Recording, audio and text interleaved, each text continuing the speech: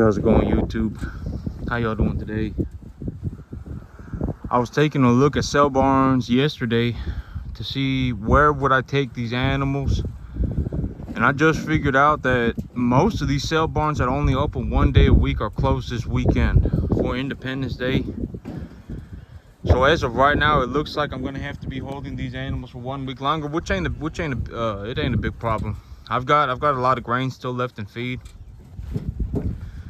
So I'm gonna be holding these animals for 1 more week. If I hold these animals for one more week, they're gonna put on more weight anyway.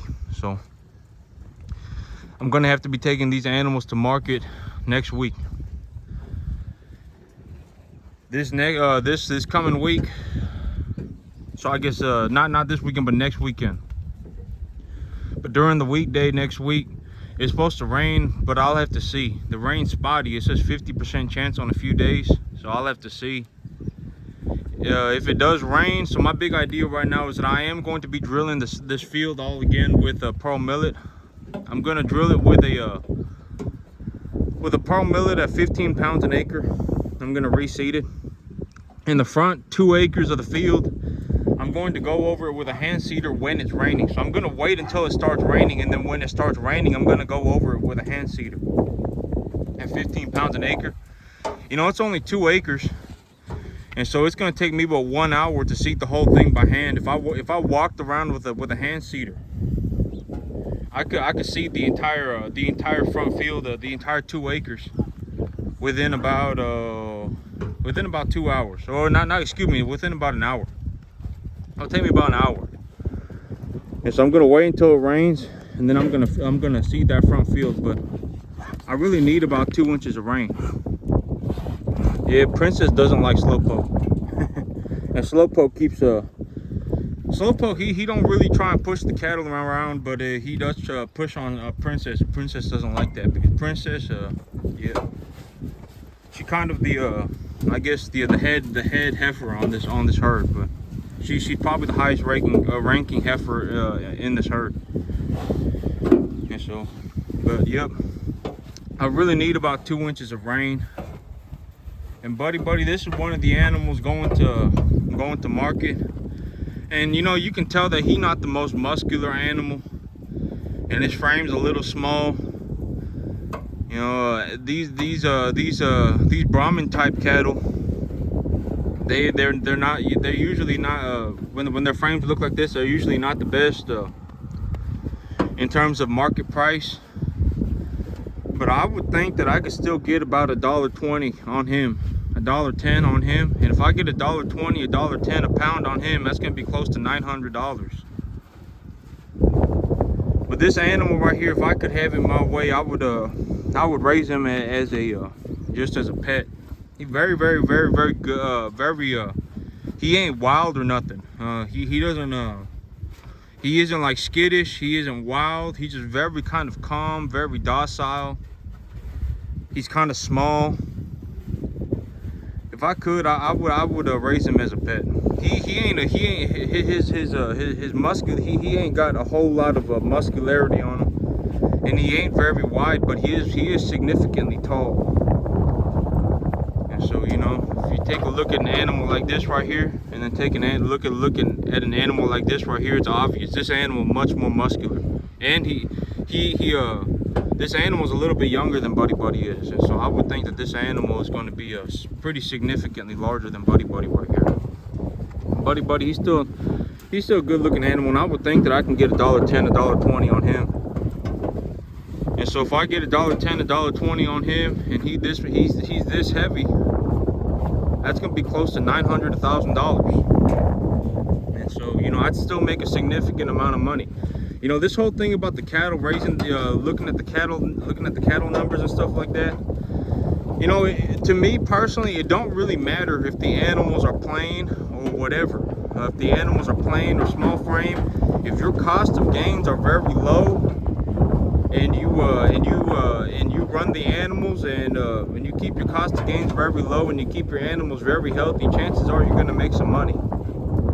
And so, you know, because plainer animals, they may sell for less, but you also buy them for less. And so it's important to remember that. But look at this animal right here. You know, believe it or not, this animal right here, I got him back in the day, last year during the drought. I got him and 3 of his brothers. I bought 3 of his brothers and him, and I got him for about $450. And this guy gonna sell for good money right here. Look at how muscular he is. You see how he's got kind of that roundish rump right there, and he's real wide across the top. I would say this is about a 1.5 right here. And look at how wide his feet are. If you see the back legs on him, he pretty wide. You see how wide he is right there? You see how wide his feet are spread apart? Like he just pushed them back together. But you see if he had his feet out straight, you see how wide it'd be? And then look at these other animals. Like this animal got their feet straight right here. And look, it's a number 2 type animal right here. You see how this animal, if their legs were straight, their legs are kind of flared out, but if their legs were straight, their legs would be a little much narrower than the big red fellas. And this guy right here, he's probably 1.5 too. So I got some of these animals I'm gonna make a lot of money on, and some of these animals I'm gonna make a little bit of money on. But more than likely, I'm gonna make money on all of these animals. You know, this animal right here. You see this animal right here? He's well muscular. He's well muscled. He's got that roundish rump right there, and he's just kind of thick. You know, in all honesty, if I were going to raise animals here to finish on my own on a small farm, I would raise animals like this guy right here. You see how he not very tall. He's just kind of short. I would raise animals like that because, you know, they're gonna finish at a lighter weight. He may finish at about 1,000 pounds, 1,100 pounds. Or so, at about that range. And he's about maybe I would say about 650, about 600 right now, and he's gonna finish maybe at about 1,000. And you know, he's he's just kind of thick, and he looks kind of good. That's the frame size animal that I would raise here personally. If I were going to finish animals on my own, that's the animal that I'd be looking for. Because, you know, these giant animals like this guy right here, like this guy, he's gonna get big. And, you know, these giant animals, you know, finishing them at 1,200-1,300 pounds, it's gonna take a lot. It's gonna take a lot of resources, and it's gonna take a lot of time too. This is a Brangus type animal right here. He's got a pretty decent frame on him too. He's a pretty good looking animal. Well, a lot of people here raise these Brangus animals because these Brangus animals, they don't die from the heat. They withstand the heat better. You know, because here in Texas during the summertime, it gets real hot. It gets real hot sometimes, you know. And these animals will be out in the feed yard, and it'll get like 110 degrees.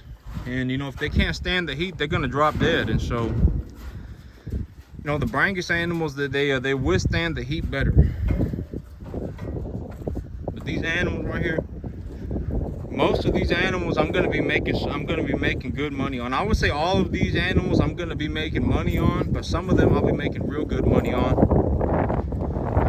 And yep, I mean, a lot of these animals I purchased, you know, I thought about it, and if I went to a good sale barn and they were you know, they were selling calves, and they had these calves lined up, and they hadn't been worked yet, but they came from reputable farms, and I knew that they were going to be #1 large frame. I wouldn't mind bringing in sale barn cattle again and fixing them up like I did these animals. All of these animals except for the 7 little black heifers, they came from a sale barn as unweaned calves practically, and I had to fix them up, and I had to get them put weight on them. And I wouldn't mind doing that again. You know, I don't suggest that a lot of people do that, because fixing up sale barn cattle, oh man. Oh, I thought this was the heifer, but fixing up sale barn cattle it's the hardest thing to do. Fixing up sale barn stocker type cattle is the hardest thing to do in terms of the cattle industry. You know, a lot of these little calves, when they first get here, and they're balling, and if you don't know what you're doing, you're gonna have a lot of animals die. A lot of animals will die. And so, you know, I don't suggest that. Well, it's not that I don't suggest it. I just know what you're getting into before you do it. because you know you're gonna have to run an antibiotics program, you're gonna have to run a vaccinations program, and you're gonna have to run a nutrition program. You're gonna have a proper diet program set up. So if you're gonna go grass farm, it needs to be the correct stage of growth. It needs to be the proper amount of digestibility. It needs to be fertilized accordingly. These animals, you know, if they're not eating food, you're gonna have to grab them and give them a bottle. Oh man, there's all sorts of stuff, but I mean, it turns interesting very quickly with these lightweight stocker type cattle. They get brought in from the sale barn, and so if you're gonna do this, just know what you're getting into, and it's gonna be probably the hardest thing you've ever done in your life. Trying to fix up a bunch of little calves, you know, it's gonna be very, very, very, very difficult. But all right, that's it for me today, YouTube. Y'all have a good one.